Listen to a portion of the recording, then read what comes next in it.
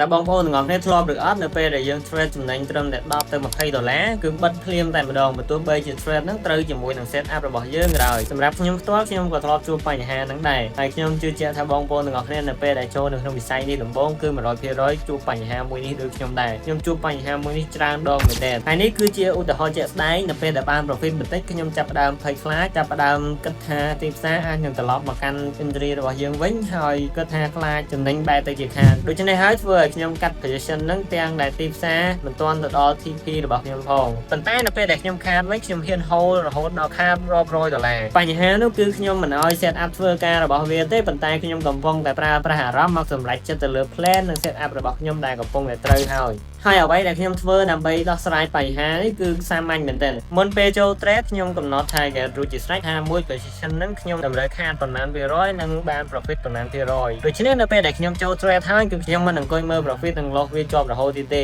ដូច្នេះធ្វើឲ្យអារម្មណ៍ខ្ញុំប្រសើរជាងមុនហើយខ្ញុំគោរពទៅកាន់ plan របស់ខ្ញុំគោរព set up របស់ខ្ញុំបានល្អបើសិនជា set up មួយនឹងត្រឹមត្រូវនោះខ្ញុំនឹងទុកវារហូតដល់ TP ឬក៏ target ដែលខ្ញុំកំណត់ខ្ញុំមិនកាត់វាមុន TP ទៀតទេហើយបើទោះបីជាវាមកប៉ះ SL ក៏ខ្ញុំហ៊ានទទួលយក SL ឬក៏ stop loss នឹងដែរខ្ញុំមិនរំកិល SL ទេអញ្ចឹងវិធីនេះជួយឲ្យខ្ញុំបង្កើន win rate បានគួរជាងមុនខ្លាំងមែនទែនព្រោះថានៅក្នុងវិស័យ trade មិនមែនការយក profit តិចបំផុតនៅក្នុងមួយថ្ងៃឲ្យបានច្រើនដងគឺជាអ្នក trade ដែលប្រកែទេប៉ុន្តែត្រូវគោរពទៅកាន់ set up និង plan របស់បងប្អូនទាំងអស់គ្នានៅពេលខ្លះបងប្អូនទាំងអស់គ្នាមិនមែនមិនប្រកែខាង set up មិនប្រកែខាង analyze ទេបងប្អូនគឺជាមនុស្សម្នាក់ដែលប្រកែ analyze ចេះ technical ខ្លាំងហើយចេះទាំង fundamental ប៉ុន្តែដោយសារតែបងប្អូនមិនគោរពទៅកាន់ set up បងប្អូននិងគោរព plan បងប្អូនកត្តាទាំងនេះហើយបានជាធ្វើឲ្យបងប្អូនទទួលការខាតបង់ឬក៏ជួបបញ្ហាខាងលើដូចជាខ្ញុំបានជួបកាលពីមុនដែរហើយខ្ញុំសង្ឃឹមថា tip មួយចំនួនដែលខ្ញុំបានចែករំលែកនេះបាន improve និងបានជួយជាផលប្រយោជន៍ដល់បងប្អូនទាំងអស់គ្នាដូចគ្នាហើយសម្រាប់បងប្អូនដែលថ្មី